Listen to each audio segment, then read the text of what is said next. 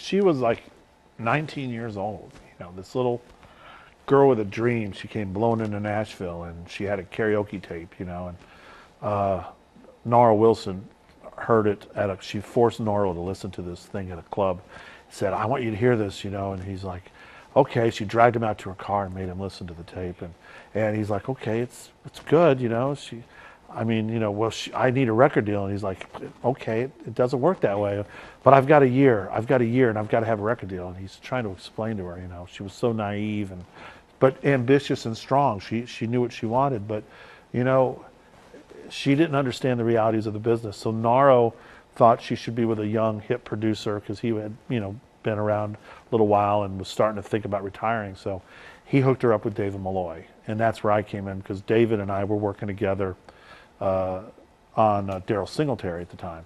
And so we were working out of this little studio, and in comes little Mindy McCready, you know, blowing in, and you know, and he's like, you know, do we have any of these songs that Daryl sang that maybe we could put Mindy on? And we said, well, it depends on her range. Daryl had a deep voice, Mindy's got a higher voice. Maybe if they're an octave apart, we can take his voice off and put her voice on.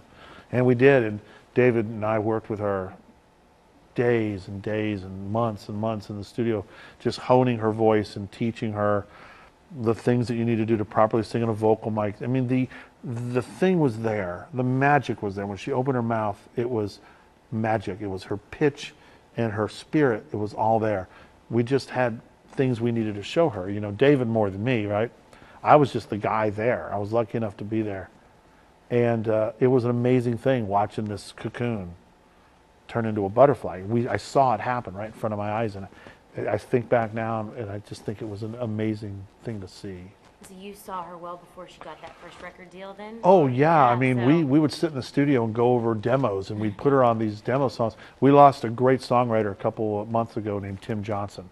Well, Tim Johnson wrote the first song that I ever demoed with Mindy, and it was a song called "Tell Me Something I Don't Know," and Mindy sang it like it sounded like Patsy Cline walked in the room and just nailed it. And David, I'll never forget, David looked over at me, he goes, I can get her a deal with this song. And to me, I was this naive kid from Columbus, Ohio. I didn't even knew that happened like that, not anymore. And I went, really? And he's like, yeah, put harmonies on it, we're gonna mix it. And he took it to Joe Galante like the next day, and all of a sudden, Mindy's got a deal on B&A. And David and I went in the studio, and I played bad guitar. He plays worse, you know. And we're playing, and it didn't matter how bad we were, because when she opened her mouth, it was like the sunshine through the windows. And Joe knew it. Joe saw it. And Joe knew that it was magic. And we saw it. And, you know, and we tried to warn her. I remember saying to Mindy, don't let this business,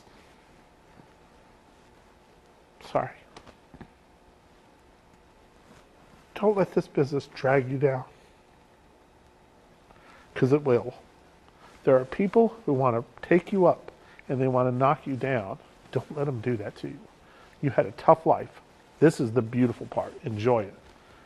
Relish in it. And she did for a while. She tried. She tried, but it was too much too soon for her. You can't give someone that kind of success that fast when they don't understand their roots. They don't understand so many of those simple things, love and trust and all that. She didn't know. And then the vultures came swooping in, and, you know. I know you and your wife tried to give that to her. I understand you all were like her parents here in Nashville. Is that right? We were. You know, my wife, Tanya, was so funny. Tanya was like, you know, Mindy would go out on the road, and my wife toured managed with her, you know, and Mindy would want to do something, and Tanya would say, no, you can't do that. What do you mean? And she'd fight, you know, and get mad at Tanya. She's like, look, that's just not the way it's going to work. You know, well, my temperature's the wrong, my dressing room's the wrong temperature. Well, this is show business. Sorry, you know, it's not always going to be perfect.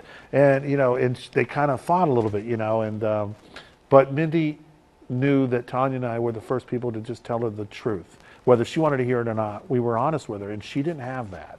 And the sad part about it is, I think at the end of the day, she didn't know what was true and what was not. All of a sudden, people started saying, well, they're not true. This is true. This bottle is true. I can remember a gentleman, and I'm not going to mention his name, who gave her first whiskey before a show. And I saw it, and I went, no, what are you doing, you know? She didn't know. She didn't know what true was. And then she found out the hard way, you know, and she came back, you know, and she kept coming back to me. And kept opening up my door, and Tanya and I were there for her.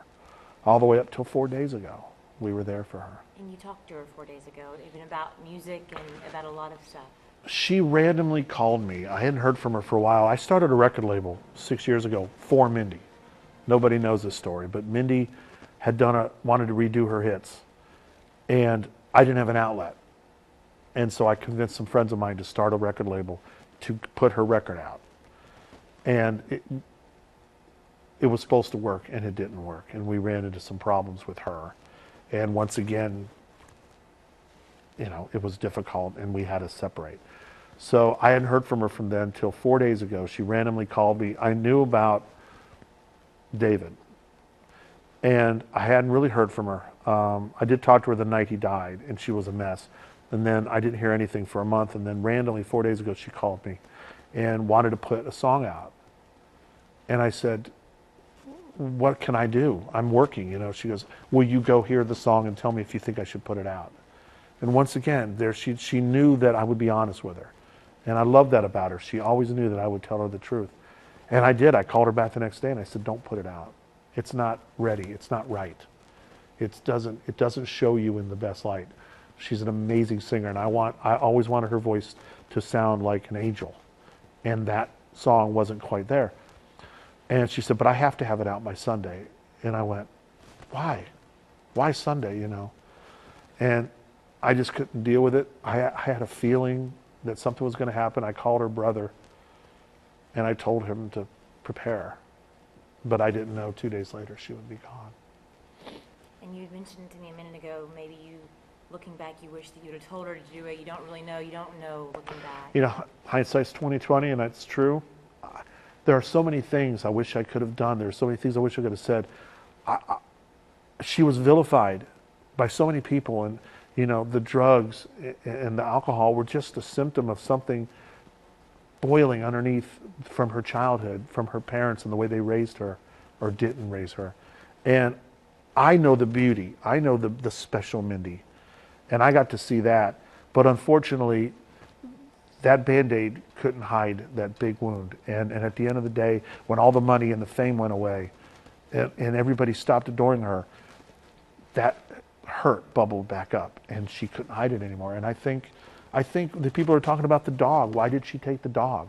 Because the dog was the only thing that she loved, that loved her unconditionally. And she wasn't going to let that dog, who knows what was going to happen to that dog. In her mind, that dog was a part of her. And so she wanted that dog with her. Okay? We both shared wiener dogs. She bought a wiener dog 17 years ago, and we bought the brother to her dog. And they both lived a pretty long life. We just let ours go a couple years ago, last year. And I called Mindy about that, and she was tore up, because Elton finally passed. Her life was about that, because those dogs didn't question her. They didn't judge her. They just loved her for the beautiful person she was. That's all she wanted, was love and to sing music. That's all. I'm sure you're proud that you got to give her that at least, though. I'm proud of everything about Mindy. I'm proud of the person she became when we met. I'll never forget her voice yelling over the railing at Malloy Boys saying, "You're going to play on my record," and I'd never played on a record before. And she made that happen. One day she gave me a pair of Elton John shoes that she bought at an auction for ungodly. I don't know what she spent, because I'm an Elton John freak, And she goes, "I got these for you." I'm like, "Why?" She goes, "Because I thought you might want them." And always thinking about other always people. Thinking about other people. Always. She gave for her brothers when nobody was there for her brothers, and they stayed with her when she moved to Nashville. And she was a heart as big as Texas. She was just so passionate and so caring. And all she really wanted was that reciprocated. She just wanted someone to love her as much as she loved everybody.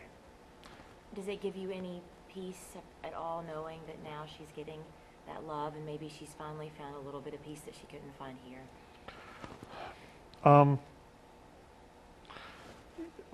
I had to deal with this before. My sister overdosed on drugs years ago. And you learn that you can't help them at a certain point. When it gets so low and they can't find, when the hole gets so deep and they can't find the rope to pull themselves up, doesn't matter how many you throw down.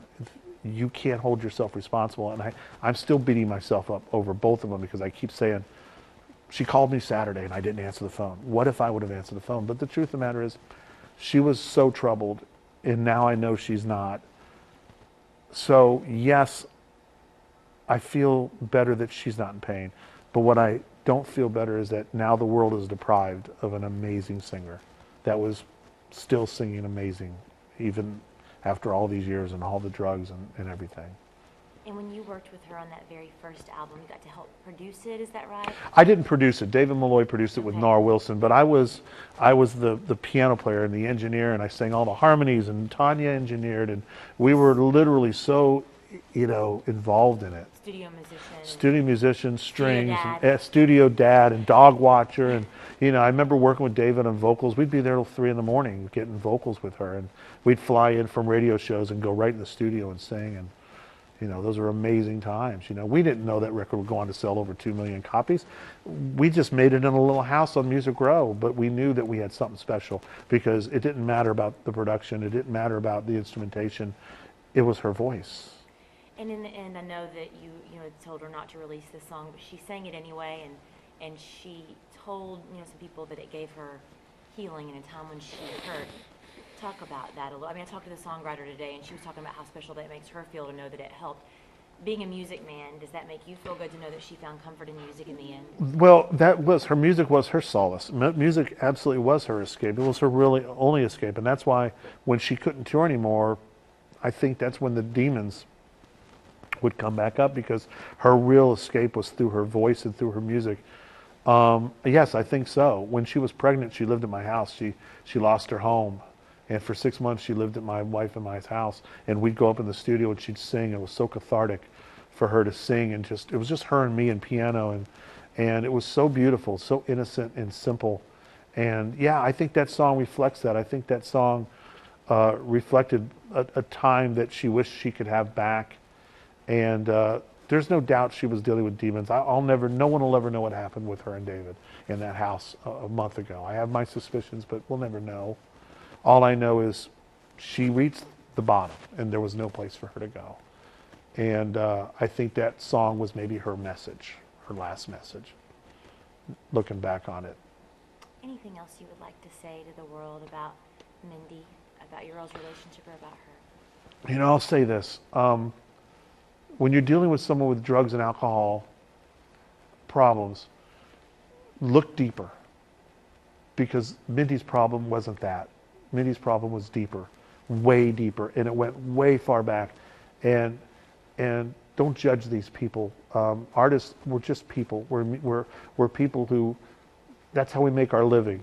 But we bleed and we cry and we laugh like everybody else, and we want to be loved like everyone else. And that's all Mindy wanted, was to be loved. So love her for the music, and don't judge her for those demons that haunted her all her life.